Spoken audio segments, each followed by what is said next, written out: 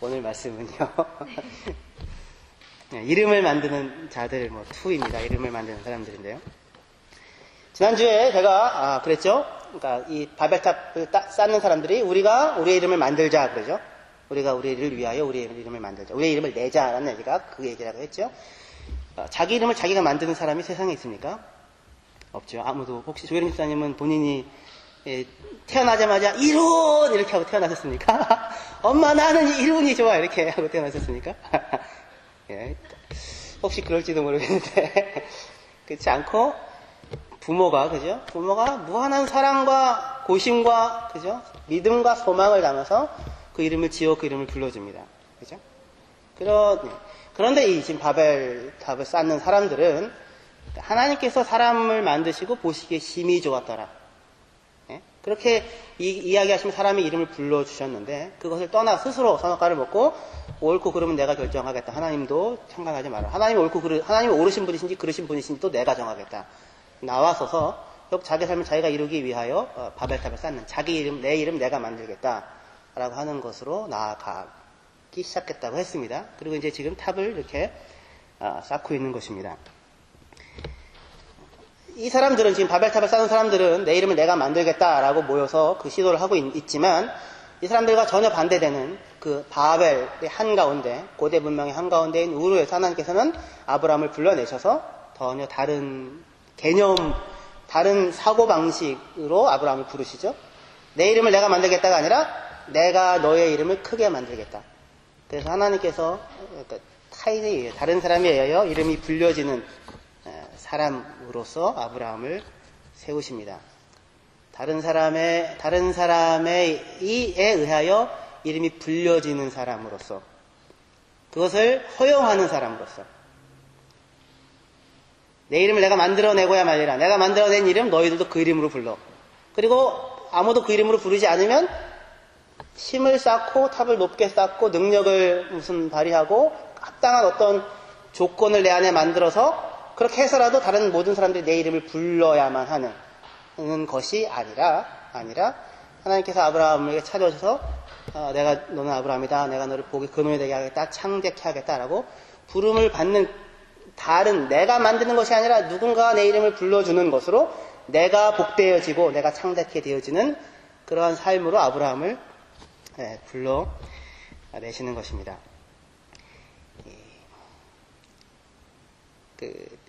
데카르트가요, 이렇게 얘기했죠. 나는 생각한다, 고로 존재한다. 아시죠? 나는 생각한다, 고로 존재한다.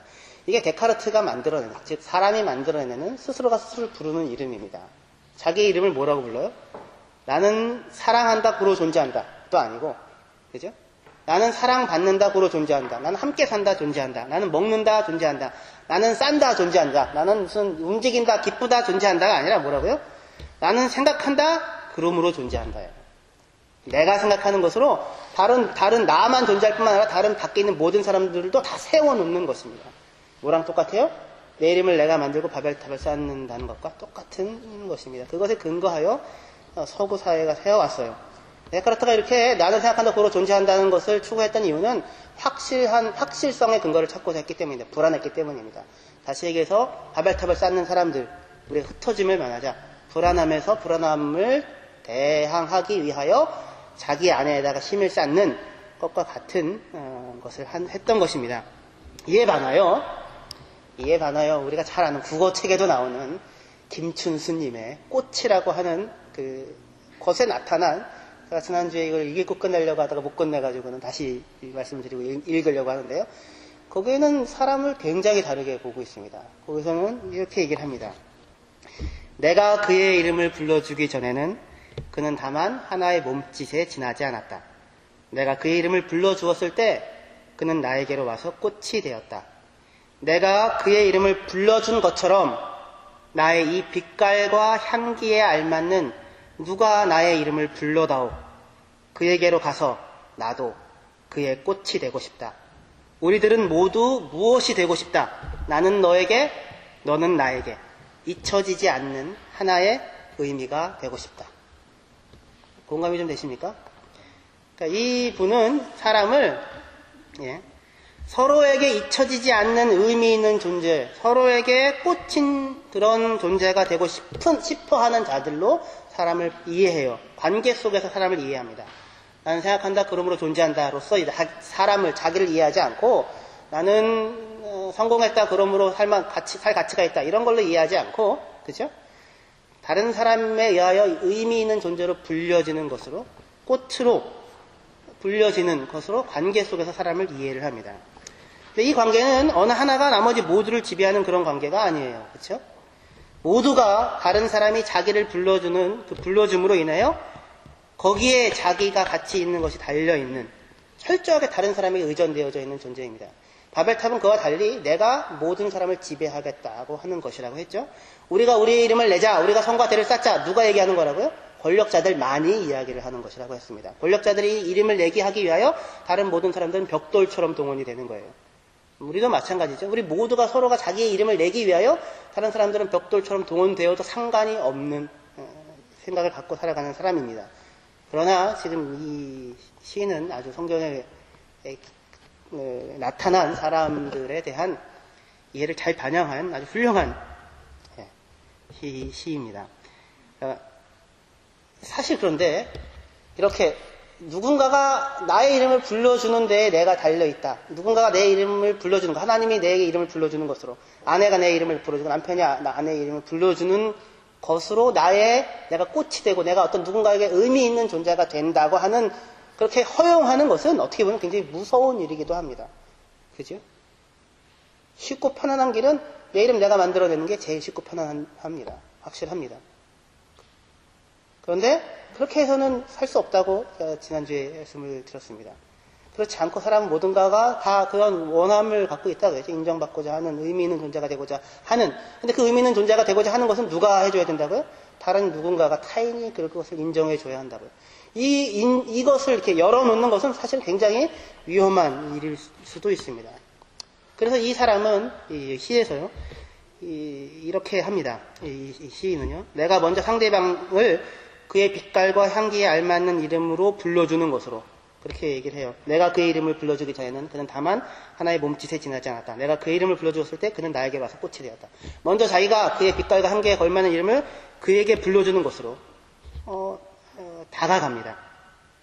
내 이름을 내가 만들어 놓고 그 이름으로 나를 불러달라고 다른 사람에게 요구하는 것이 아니고, 또는 오직 나의 이름만이 높아지는 탑을 쌓겠다고 나가는 것이 아니라, 먼저 다른 사람을 그 존재와 빛깔과 향기에 걸맞는 이름으로 불러주며 다가가면서 동시에 자기를 무장해제시켜 놓고 있는 것입니다. 그가 나를 불러주기까지 자기를 기다리고 있는 거예요. 자기의 의미를 알아봐 달라고, 그리고 그렇게 불러주는 타인을 기다리는 것입니다. 그 기다림은 한편 설레임이며, 어느 여자가 자기를 알아봐줬을 때, 어느 남자가 그 여자를 알아봐줬을 때, 사실 한편은 두려움이 됩니다.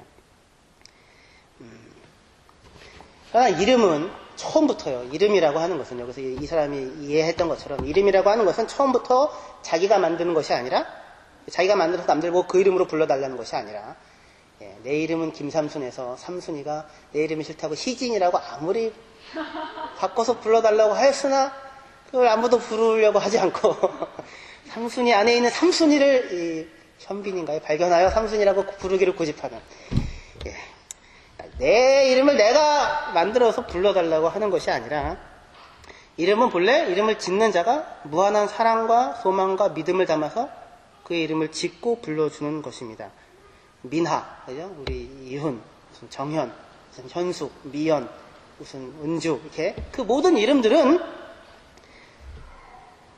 부모님들이, 그러죠? 여러분들의 부모님들이 무한한 사랑과 소망과 믿음을 담아서 짓고 부르셨습니다. 그래서 이 이름을 지어 부른 자에게 있어서는, 이 이름을 최소한 그 이름을 지어 부른 자에게 있어서는 그 이름으로 불리어지는 사람의 가치가 그가 만들어낸 업적이나 성취에 달려있지 않고, 그가 한 실패나 좌절에 달려있지 않습니다.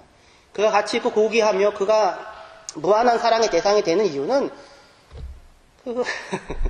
그가 무슨 그럴 만한 업적과 이름을 만들어내고 탑을 쌓기 때문이 아니라, 또는 실패했고 망하고 잘못된 길을 갔기 때문에 그 가치가 없어지는 것이 아닌 것이고, 그것이 하나님께서 사람을 만들고 너는 사람이다, 내가 너를 기뻐한다 라고 하는 것으로 우리를 불러 세우셨던 것과 같은 것입니다. 하나님은 그렇게 해서 그 이름으로 너는 내 아들이다, 내 자녀다, 그 이름으로 우리를 부르고, 그리고 서로가 서로를 그 이름으로 부르는, 그 마음으로 부르는, 그 이름을 지어 부른 자가 그 이름을 부르듯이, 제가 민하야 이렇게 부르듯이 서로가 서로를 향하여 그 이름으로 서로를 부르는 사람으로 살기를 소원하십니다.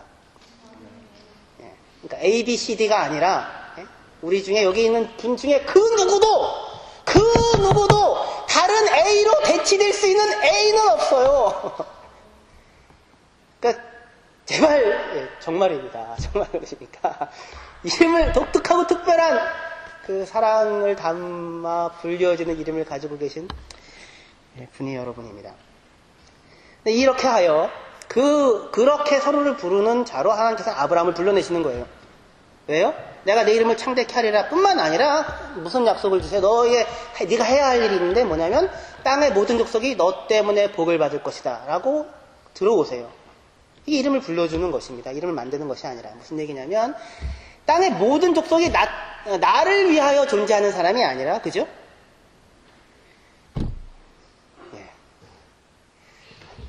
땅의 모든 족속이 이름을 불러달라고 합니다. 바람이 이름을 불러달라고 하는데, 땅의 모든 족속이 나를 위하여 존재하는 사람이 아니라 아브라함을 뭘로 불러요? 땅의 모든 족속이 너 때문에 복받을 거야 라고 해서 땅의 모든 족속을 위하여 존재하는 사람으로 아브라함을 불러내십니다. 그러니까 땅의 모든 족속을 섬기는 사람으로 불러내시는 것입니다.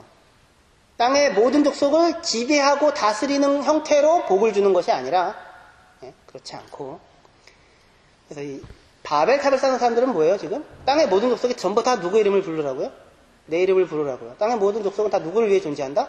세상 모든 사람들은 다 나를 위하여 존재한다는 생각입니다. 그게 바벨탑이고, 그게 모든 사람들이 살아가고 있는 삶의 방식입니다.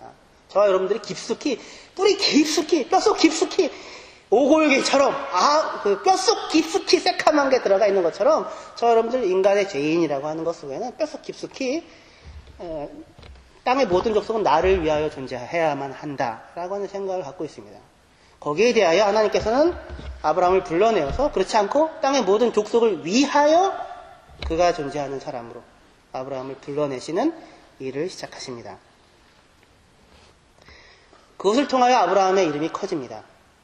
바벨탑을 높이 쌓고 업적을 드높여 사람들이 인정하게 하는 것으로 아브라함의 이름이 창대케 되어지는 것이 아니라 오히려 땅의 모든 사람 족속을 위하여 섬기는 삶으로 비로소 그의 이름이 커집니다. 무엇처럼요? 예수님께서 식사시중꾼으로 저희 가운데 있고 십자가에 죽으셨는데 가장 높은 이름을 얻었던 것과 마찬가지입니다. 이것이 이 이름의 문제가 바벨탑에 나오는 또 하나의 아주 중요한 문제인 언어가 혼잡되어지는 사건에도 동일하게 그리고 더 깊이 있게 반영되어져 있습니다. 하나님께서 왜 바벨탑에서 언어를 흩으셨을까요? 지난주에도 얘기했지만 우리 아가들 다 지금 아가들을 둔 유치원을 보내는 아가들을 둔 모든 부모님들의 걱정은 애가 독일말을 제대로 할 수 있을까? 지금 이겁니다. 그죠? 제 미나가 집에 와가지고 쿠말 자꾸 그래요. 그래서 이게 뭔가 했는데 알고 봤더니 쿠쿠말이더라고요. 쿠쿠말. 그래서 그때 그게 기쁜 거예요. 내가 참 별게다 기쁘다는데 언어를 위해 벽을 좀 넘어가는 일을 시작했구나 뭐 이런 생각이죠. 하나님께서 말을 흩으신 이유로 인하여 사람들 사이에 불편함과 소통에 문제가 생겼어요. 분명히. 그렇죠? 근데 왜 하나님께서는 그 일을 하셨을까요? 그것은 말을 흩으시는 것으로 인하여 사람들을 보호하기 위한 하나님의 간섭이었던 것입니다. 11장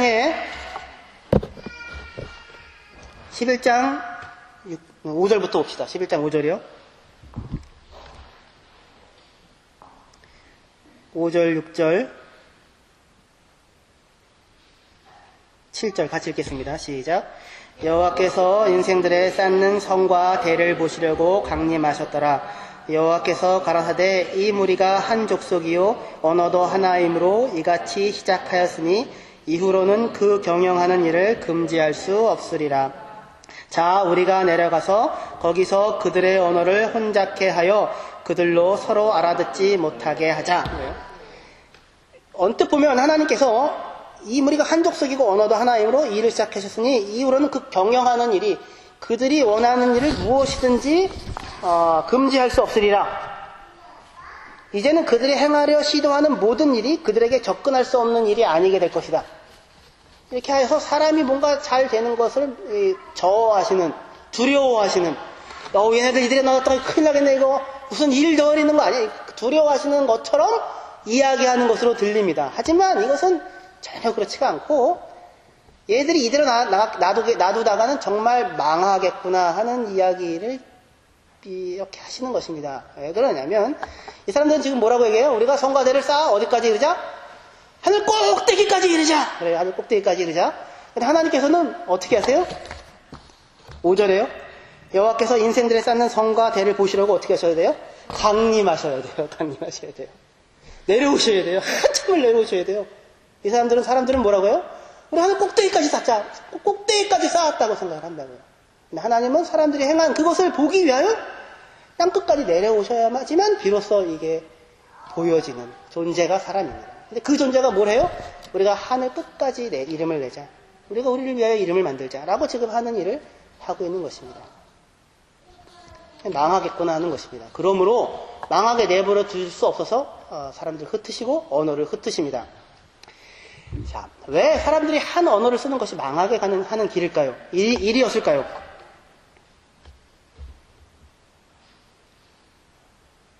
이건 이렇습니다. 한번 상상을 해보십시오. 지금 이 시대는 하나님이 없는 시대입니다. 여호와 하나님이 없어요. 사람들 다 뭐해요? 자기 이름을 자기가 만들겠다고 나서서 살고 있는 시대입니다. 거기에 이미 한 정권이 서고 한 정권이 신전을 만들고 권력자들이 있고 신전을 만들고 정치와 종교와 권력이 그리고 이 벽돌을 짓고 역청으로 만드는 과학이 이 예술이 모든 것이 지금 하나로 한 언어를 사용하는 사람들에 의해 합쳐져 어떤 일들이 지고 있는 것입니다. 하나의 말들만 있어요. 온 세상에 하나의 말만 있는데 그 하나의 말만 있는 사람들이 하나님이 없어요. 하나님이라고 하는 여호와 하나님이라고 하는 천지를 창조한 하나님, 우리를 사랑하시는 하나님, 우리를 위하여 자기 몸을 버리고 십자가에 죽기까지 하시는 하나님, 그런 하나님이라는 개념은 없어요. 그 언어에는, 그 말에는 없어요. 무슨 이야기인지? 언어라고 하는 것은, 말이라고 하는 것은 단순히 의사소통을 하는 수단이 아니라 그것은 세상을 보는 창이고 눈이며 만지는 손가락입니다. 조작하는 도구이고요. 언어라고 하는 것은요. 예전에는 바람의 신이 있었죠. 풍신이죠. 그러나 그 언어가 시간이 지나면서 뭐가 돼요? 바람이 되고, 바람이 대기가 되고, 대기가 기압이 되고, 기압이 고기압과 저기압에 의하여 비가 오겠습니다가 되고, 그죠? 그 각각의 언어들은 각각의 다른 세계를 보는 눈과 시각을 담고 있는 것이라고요. 세대의 언어가 하나님도 없이 내 이름을 내가 만들겠다고 하는 자들에 의하여 한 독재적인 권력이 생기고 정치와 종교와 철학과 모든 것이 거기에 같이 묶어져서 하나님이 없는, 초월이 없는 닫혀진 세계에 한 언어만이 지배하는 세상은 무서워라 하는 것입니다. 언어가 흩어졌다는 것은 반드시 부정적인 것이 아니라 하나님께서 사람을 살리기 위하여 사람에게 허락하신 축복입니다. 언어가 달라졌다는 것은 그것으로 인하여 이 땅에 비로소 차이와 다양성이 보존되어지고 다른 세계관들과 다른 생각들을 가지고 있는 사람들이 숨 쉴 수 있는 세계가 되어졌다는 것입니다. 바벨탑을 쌓는 사람들은 단 한 사람도 오직 하나의 언어로만 세상을 지배하고 통치할 수 있을 만한 실력이 없어요. 하늘 꼭대기까지 쌓자고 해도 하나님 보시기에는 땅 밑에까지 있는 존재이니까 그럼에도 불구하고 내가 말하는 언어로 모든 사람들이 같이 말하게 하자. 그것을 딱 평생 영원토록 유지하자. 라고 하는 이 끔찍한 독재 정권 하에서 하나님께서 그렇게 하지 아니하시고 언론의 자유를 다양성을 수많은 다양한 말들을 허락하시는 것입니다. 이 굉장히 다른 것입니다. 영어로 감기 걸렸다는 건 뭐죠? 캐치 콜드 이렇게죠. 차가운 걸 붙잡은 거죠. 독일어는 뭡니까? 에어켈퉁. 그것도 뭐 차가운 뭐 그런 거죠. 그러나 우리나라의 세계를 보는 시각에서는 뭐예요? 감기예요, 감기. 천지의 기운에 감동하는 것입니다. 그 천지의 기운에서 온 천지의 기운이 약해지고 허해지면 내 몸이 거기에 적이 돼요. 공기가 안 좋아지고 오염이 되면 나도 그 감기가 드는 거예요. 세상을 보는 시각과 눈이 완전히 다르죠. 이스라엘 사람들은 사람을 부를 때 뭐라고 불렀다고요? 네페시라고 불렀다고 했죠. 목구멍이라고요. 사람은 목구멍이다. 그리스 사람들은요, 사람을 뭘로 봤다고요? 사람은 이성적 존재라고 생각을 했다고요. 그래서 노예들은 아리스토텔레스가 볼 때는 사람이 아니다라고 얘기했어요. 그러니까 그 언어가 달라지면서, 문화가 달라지면서 각각 그 처한 상황과 위치에 따라서 뭐가 확보가 된다고요? 세상을 보는 다양한 시각들과 눈들이 어느 하나가 전체를 다 지배하도록 하지 않는, 그래서 다 같이 망하고 죽지 않는 세상을 하나님께서 허락하시려고 하셨던 것입니다. 그러니까 하나님은 언어를 흩으시는 것을 통해서 사람들을 자기가 상대적인 존재이고 유한하며 한계 속에 있는 사람이다라고 하는 것을 마주서게 하시는 것입니다. 그것이 하나의 작업이며 바벨탑을 흩으시는 하나의 작업이며 동시에 아브라함을 부르셔서 그 다양한 언어 가운데 여호와 하나님을 아는 자들의 언어를, 말을 이 땅 가운데 그래서 하나님을 증언하는 언어를 갖는 사람들을 심어놓고자 하셨던 것입니다. 그러니까 하나님이라는 것이 없는 말과 하나님에 의하여 부름받은 운명 속에 사는 사람들의 말은 다르죠. 당연히. 그죠? 재수 없어가 아니라 주여. 이야, 재수 좋다가 아니라 감사하다. 이게 다르다는 것입니다. 스스로 모든 것을 설명할 수 있다고 생각하는 사람들의 말과 하나님에 의하여 살고 있고 하나님 없이는 단 한순간도 생각할 수 없는 자들의 말들은 당연히 다른 것입니다. 근데 바벨탑에서는 그 모든 언어가 없는 그 지배 속에 있었기 때문에 하나님께서 흩으신 것입니다. 자, 그런데 보십시오. 언어가 하나라고 하는 사실 자체가 문제는 아닙니다. 왜냐면 처음에 하나였었잖아요. 흩으셨는데 언어가 하나라고 하는 사실 자체가 문제가 아니라 그 하나의 언어를 사용하고 쓰는 사람들이 죄인이었고 그 쓰는 사람들이 자기중심적인 사람들이었기 때문에 하나님 것을 흩으시는 것을 통하여서 사람을 보호하시려고 하셨던 것입니다. 다시 얘기하여 하나님께서는 이제 바벨탑을 통하여 언어를 흩으시지만 아브라함을 부르시고 오순절날 성령을 주심으로 인하여 다시 언어를 통합하시잖아요. 다시 소통을 가능하게 하시지 않습니까? 그 일을 이제 하시려고 하십니다. 스바냐 3장 봅시다. 스바냐 3장 9절. 그러니까 언어를 흩으셨다는 것은 한편으로 징벌의 의미가 아니라 사람을 살리기 위한 보존 책임이며 동시에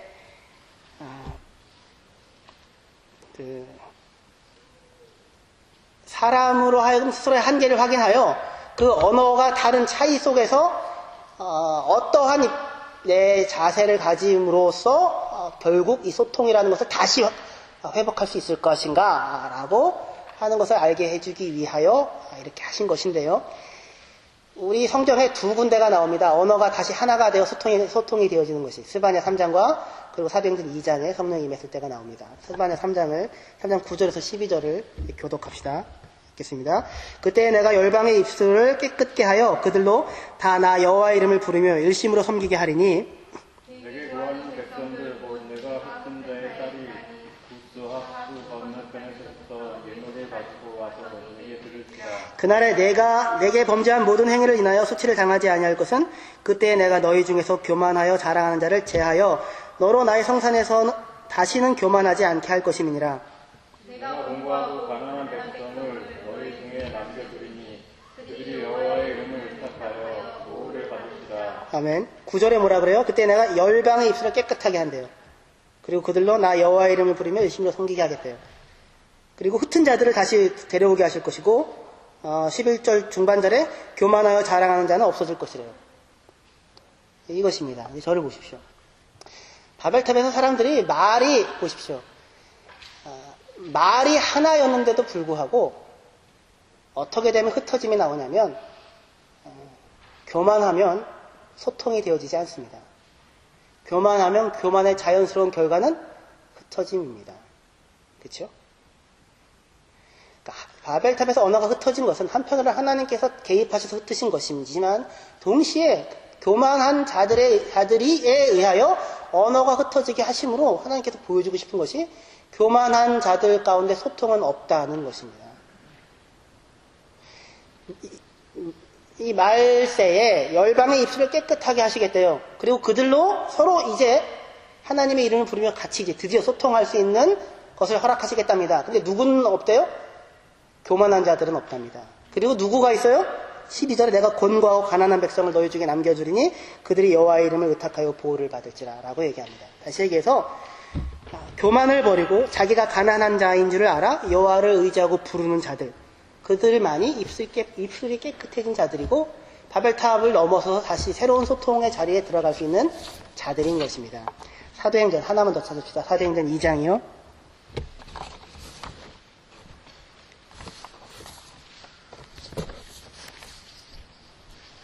사도행전 2장 1절부터 보시겠습니다.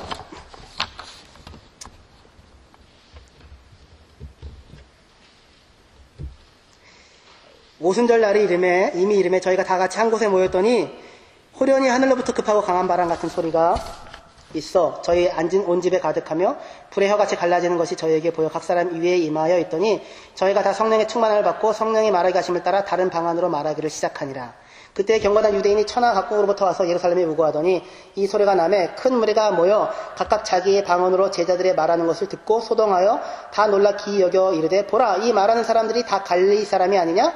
우리가 우리 각 사람이 난 곳 방언으로 듣게 되는 것이 어찌미뇨? 그럽니다. 아멘. 저희를 잘 보십시오. 성령이 임하여가지고 사람들이 말을 하는데 각 나라 말로 다 들려져요. 소통이 이제 해결이 됩니다. 어떻게 해서 이 소통이 될까요? 이게 비밀이 있습니다. 방언을 하는 자들이 누구의 말로 말합니까? 히브리어로 얘기했습니까? 자기 말로 얘기했습니까? 그렇지 않고요. 다른 사람들, 곳 방언으로 다른 사람들의 언어로 이야기를 했습니다. 그리하여 그들이 그것을 알아듣게 되는 일이 벌어졌습니다.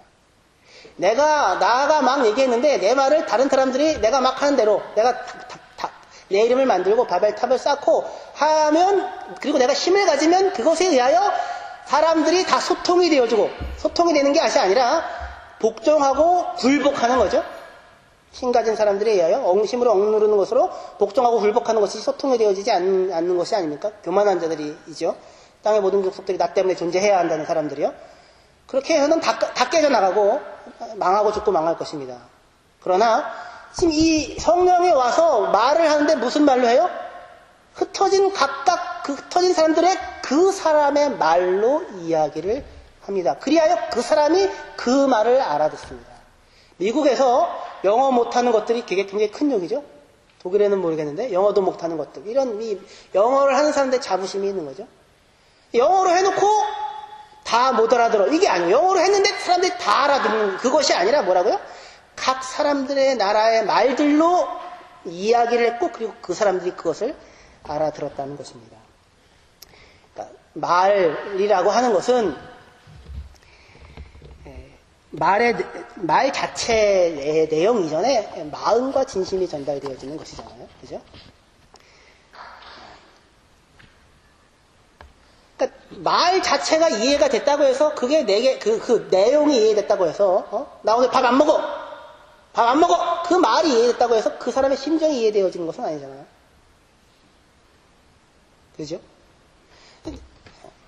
모든 사람들은 다 자기가 자기 말을 하면서 다른 사람들 보고 내 말을 듣고 이해하라고 요구를 합니다. 바벨탑을 쌓는 것과 똑같은 것입니다. 그것으로는 결코 소통이라는 것은 이루어지지 않습니다. 아브라함은 땅의 모든 족속을 위하여 그들을 섬기는 자로 존재합니다. 그러므로 아브라함은 미국에서 영어 못하는 한국 사람을 만나면 영어도 못하는 것이가 아니라 한국말을 배워서 한국말로 이야기를 하시는 것입니다. 그의 말로, 그의 언어로, 그의 편에 서서 듣고 이야기하는 것으로만 소통이라는 것은 이루어집니다. 이것은 단순히 그 말의 소통의 문제가 아니라 기독교인의 근본적인 자기 이해인 것입니다.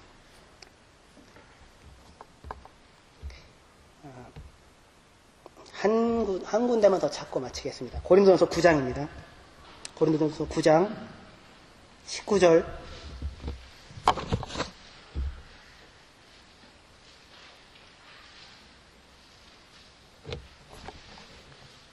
고린도전서 9장 19절부터 제가 읽겠습니다. 내가 모든 사람에게 자유하였으나 스스로 모든 사람에게 종이 된 것은 더 많은 사람을 얻고자 함이라.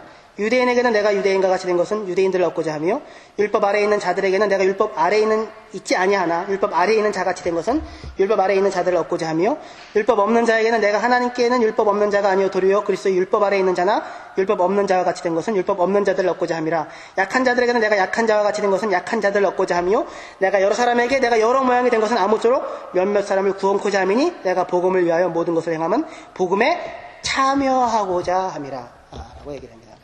하나님께서는 천지를 지으신 전능하신 하나님이신데 근본 하나님의 본체시나 예수님께서 자기를 버리고 종의 형체를 입어 낮아지셔서 사람과 같이 되었고 더 낮아져 죽기까지 복종하였고 식사 시즌꾼으로 켈러로 우리 가운데 계셨던 분이십니다. 그죠? 내 말을 따라 율법 있는 나를 따라가 아니라 율법 있는 자에게는 율법 있는 자로 율법 없는 자에게는 율법 없는 자로 언더스탠드 하셨다고요. 밑에 서셨다고요. 바울이 항상 모든 사람들 밑에 서셨다고요. 들으셨다고요. 그의 이야기를 듣고자 했다고요. 그를 위하여 존재하는 사람으로 서기로 했다고요. 땅의 모든 족속 사람이 나를 위하여 내 말 다 들어! 라는 사람으로가 아니라 그건 바벨탑을 쌓는 것입니다. 그럼 죽고 망하고 흩어지는 거예요. 결국 다 흩어지죠. 그게 아니라 어떻게 하라고요? 땅의 모든 족속을 위하여. 여기서의 모든 족속은 누구입니까? 지극히 작은 소자 하나까지. 제자들 사이에 다툼이 있었습니다. 누가 크냐? 예수님이 제일 작은 아이를 자기 곁에 세우셔서 말합니다. 이 아이가 가장 크다. 그 얘기는 무슨 얘기냐면 누가 크냐는 그가 땅의 모든 족속이 우러러볼 만한 능력을 갖고 있느냐로 결정되는 것이 아니라 그가 얼마나 작은 사람까지 자기 곁에 둘 수 있는 사람이냐로 결정되는 것입니다. 지극히 작은 소자를 세워놓고 이가 가장 크다고요. 어떻게 그가 가장 큽니까? 클 수가 없죠. 그러나 그건 무슨 얘기입니까? 지극히 작은 소자 하나까지도 자기 곁에 두고 그를 봐줄 수 있는 사람이 큰 것입니다. 그들만이 바벨탑에서 온 지금 말이 안 돼서 언어가 문제가 아니라 말이 하나로 되어졌음에도 불구하고 흩어질 수밖에 없었던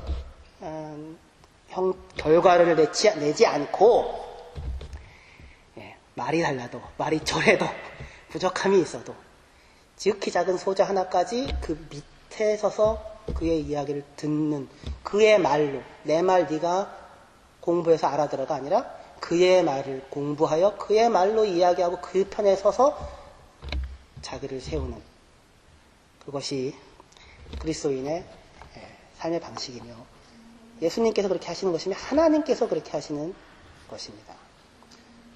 기도하겠습니다.